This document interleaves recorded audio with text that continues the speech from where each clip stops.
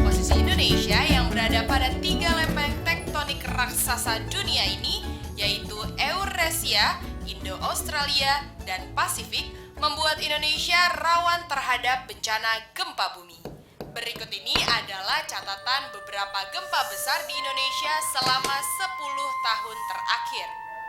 Yang pertama adalah gempa bumi di Aceh, yang disertai dengan tsunami pada tanggal 26 Desember 2004. Gempa dengan kekuatan 9,3 skala Richter ini menewaskan kurang lebih 126.915 orang dan menghancurkan lebih dari 500.000 bangunan. Kedua, gempa bumi yang terjadi di Yogyakarta pada tanggal 27 Mei 2006. Dengan kekuatan 5,9 skala Richter, gempa ini menghancurkan 570.490 rumah dan juga menewaskan lebih dari 5.700 orang. Ketiga, gempa tektonik yang mengguncang Sumatera Barat pada tanggal 30 September 2009. Gempa berkekuatan 7,6 skala Richter ini merobohkan ribuan bangunan dan juga menyebabkan ribuan korban terperangkap dalam reruntuhan bangunan. Hingga 5.234 jiwa meninggal dunia dan menghancurkan 119.000 rumah warga.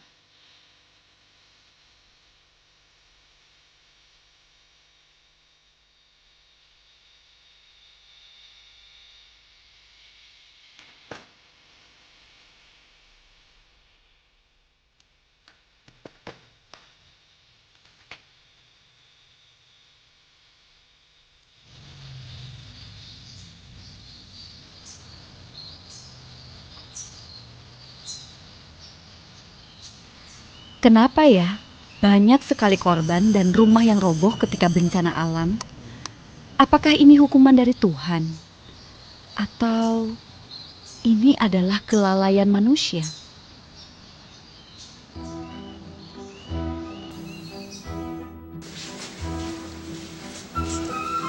Kok saya beli paku dong?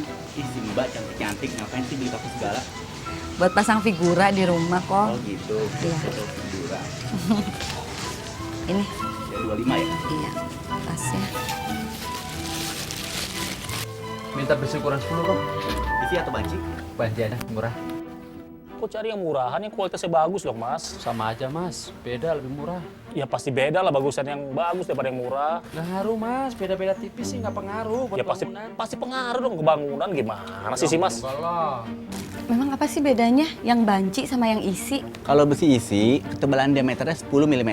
Sedangkan besi yang banci, ketebalannya kurang dari 10 mm. Oh, itu nggak ngaruh sama hasil bangunannya nanti? Ya jelas pengaruh dong, Mbak. Namanya kualitas banci ya pengaruh Tapi dong. nggak juga sih beda-beda tipis sih nggak begitu pengaruh kali mbak. Lebih murah mbak. lumayan. Pengaruh. Nggak juga, lebih lumayan mas murahnya itu kalau Ini kita bukan pakai masalah banyak. murahnya dong. Yang penting kan cari yang bagus dong. Masa buat rumah sendiri Pak cari yang murahan Ini gimana ada sih? apa ya Mbak, Mas, kok pada ribut ini? Ini loh Pak, cari besi itu yang cari yang murahan, yang kualitasnya rendah gitu loh. Oh begitu. Kalau beli besi untuk bangunan itu harus menggunakan besi yang ukuran penuh, Mas. Maksudnya pak? Maksudnya adalah bahwa wilayah kita, Indonesia ini kan rawan terhadap bencana gempa bumi yang datang mendadak tanpa peringatan sebelumnya. Kalau kita menggunakan kualitas bahan yang tidak standar, maka bangunan kita, rumah kita nanti akan roboh. Siapa yang mau rumahnya roboh ini? Ya nggak mau dong pak. Ya kan? Kok, Ya, minta ngisi aja kok. Ya. besi 10 ya? Yuk, kasih kok. Kok minta amplas yang kualitas nomor 1 ya? Satu. Ya. Pak, saya jadi ingin tahu, memangnya ada ya syarat ketentuan khusus agar kita bisa membangun rumah yang aman? Oh ada Mbak, jadi ada syarat khusus bagaimana kita membuat rumah atau bangunan yang lebih aman Mbak. Jadi yang pertama adalah kualitas bahannya harus standar, terus yang kedua ukuran atau dimensinya itu harus sesuai, Mbak. Oh, jadi ukurannya pun juga harus tepat ya, Pak ya? Betul, jadi ukuran pun harus tepat. Dan ada lagi yang penting, yaitu adalah bahwa elemen struktur utama bangunan itu harus disambung dengan baik. Dan yang terakhir dan tidak kalah pentingnya adalah pengerjaannya harus baik pula, Mbak. Gitu. Waduh, saya jadi penasaran ya, Pak. Oh gitu, apa ingin lebih tahu banyak tentang bangunan yang lebih aman terhadap gempa begitu, Mbak? Ya, saya ingin tahu biar saya juga tidak ditipu orang dan untuk pengetahuan kan itu untuk keamanan kita ya, Pak. Oh dan bagus, keselamatan. kalau gitu akan saya terangkan bagaimana kita mulai dari bahan yang kualitasnya standar gitu, Mbak. Menurut Pak Sarwidi, hal pertama yang harus dipertimbangkan dalam mendirikan bangunan rumah yang aman adalah penggunaan bahan bangunan yang berkualitas atau komponen bangunan. Misalnya dalam proses pembetonan. Nah, beton yang baik untuk komponen rangka adalah campuran dari 1 ember semen, 2 ember pasir, 3 ember kerikil, dan air dituangkan secukupnya sedikit demi sedikit. Sehingga adukan dalam keadaan pulen, atau lebih dikenal dengan adukan komposisi perbandingan volume 1, 2, 3. Kita dapat melakukan pengujian sederhana dengan menggenggam adukan hingga terasa tidak terlalu encer dan juga tidak terlalu kental. Dan ukuran kerikil yang baik adalah berdiameter maksimum 20 mm dan memiliki banyak sudut. Hal ini agar kerikil bisa saling mengunci ketika beton mengeras nantinya. Nah, dalam pembuatan beton digunakan semen biasa atau semen tipe 1 yang berkualitas sesuai SNI atau Standar Nasional Indonesia yang tertulis pada bungkusnya. Sebagaimana dalam pembuatan beton, pembuatan mortal juga harus menggunakan takaran yang benar, yaitu dengan komposisi adukan 1 semen dengan 4 pasir dan secara bertahap dicampur dengan air secukupnya, hingga adukan dalam keadaan pulen, yaitu tidak terlalu kental, tapi juga tidak terlalu encer.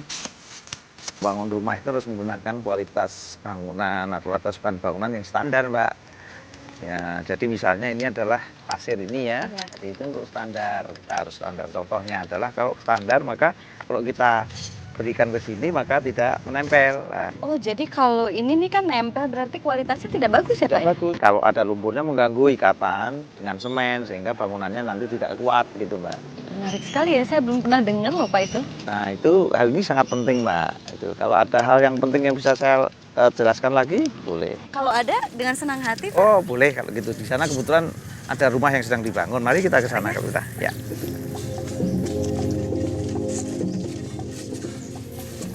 Ini batunya bulat ya Pak, itu tidak? Iya, itu memang berbeda. Ini batu yang bulat ini tidak bisa kita gunakan langsung. Yang itu batu yang sudah bersudut itu yang sudah bagus ya. Jadi yang bulat ini harus kita pecah seperti itu supaya nanti hasilnya lebih bagus. Oh, jadi mengunci gitu ya? Iya, nanti supaya kekuatannya itu lebih bagus setelah mengeras nanti. Pak, kalau begitu jadi apa dong hal yang paling penting agar kita bisa membuat rumah yang aman? Ya, jadi hal yang paling penting adalah kita bagaimana membuat betonnya itu. Ya. Oh, jadi beton itu nomor 1 ya Pak? Ya, beton, karena itu akan menentukan nanti kekuatan daripada bangunan itu. Nah, coba kita ini ada bapak-bapak. Iya, Ya, ini kita lihat ada yang bikin beton. Mari kita ke sana, Mbak ya. Oke. Ah, ini pembuatan beton kan ya Pak ya? Ya, ini contoh pembuatan beton seperti ini, Mbak ya. Tapi kok kayaknya sama aja Pak, apa bedanya? Jadi berbeda, Mbak. Jadi kekuatan beton itu selain tergantung dari bahan dasarnya seperti semennya, kualitas pasirnya, kerikilnya juga karena campurannya, Mbak. Oh, jadi nggak sama ya Pak, ada rumusnya ya?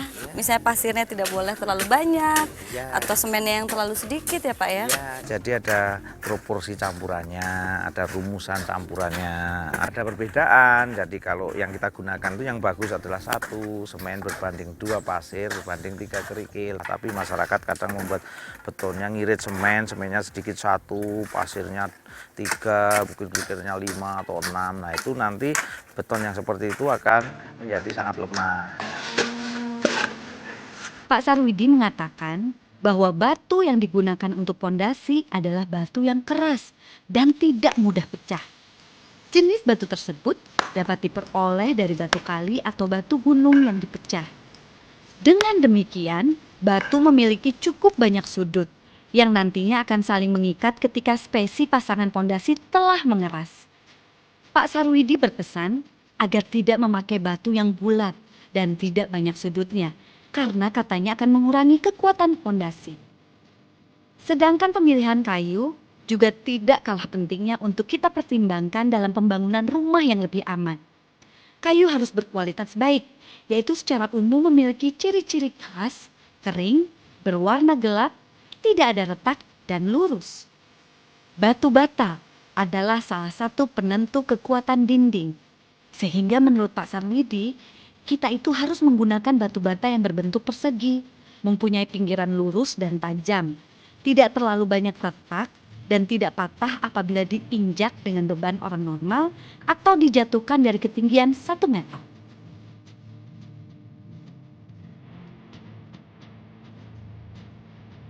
Batu bata yang baik akan bersuara lebih genting dibandingkan dengan batu bata yang tidak baik pada saat dipukulkan satu sama lain.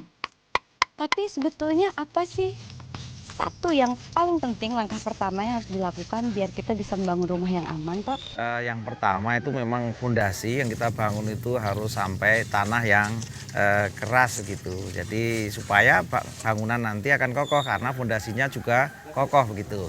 Jadi tanahnya itu harus keras sekali ya, Pak ya? Ya, jadi tanahnya keras supaya nanti bangunannya lebih stabil saat terjadi goncangan gempa begitu, Mbak. Seperti yang telah kita dengar sebelumnya, fondasi merupakan komponen struktur bangunan yang utama, di mana fondasi berfungsi mengurangi dampak goncangan dan meneruskan energi goncangan tersebut ke dalam tanah. Jika lapisan tanah cukup keras dan stabil, maka dapat dibuat fondasi berbentuk trapesium dengan ukuran minimum lebar atas 30 cm, lebar bawah 60 cm, dan tingginya 60 cm. Lalu pasir ditebarkan di atas lapisan tanah fondasi sekitar 10-20 cm dan disusul batu kosong di atasnya sebagai lapisan antara fondasi dengan tanah dasar. Dan balok pengikat atau sloof memiliki spesifikasi sebagai berikut. Ukuran tampang bawah pengikat atau sloof adalah 15 cm x 20 cm. Tulangan utama berdiameter 10 mm.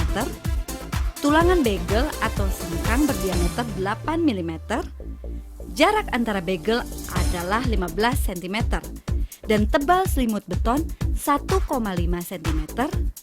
Tulangan bagel dibengkokkan 135 derajat dengan panjang tekukan minimal 5 cm.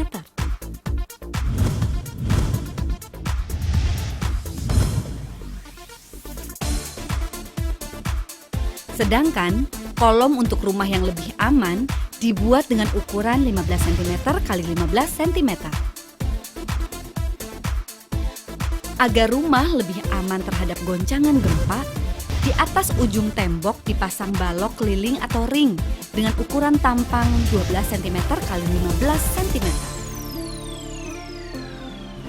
Ini loh Pak, saya melihat ya waktu pas ada bencana gempa, banyak sekali atap-atap rumah tuh yang jadi rubuh sehingga menelan banyak korban. Kok bisa rubuh sih Pak? Bisa diantisipasi nggak sih sebetulnya?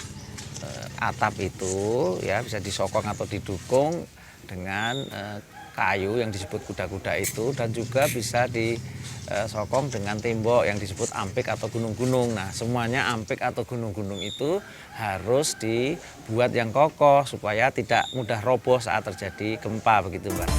Struktur atau rangka atap berfungsi menopang seluruh sistem atap yang ada di atasnya. Agar atap tidak roboh ketika terjadi gempa, Pak Sarwidi menyarankan rangka atap terdiri dari kuda-kuda kayu, gunung-gunung atau yang biasa kita sebut ampik yang terbuat dari pasangan bata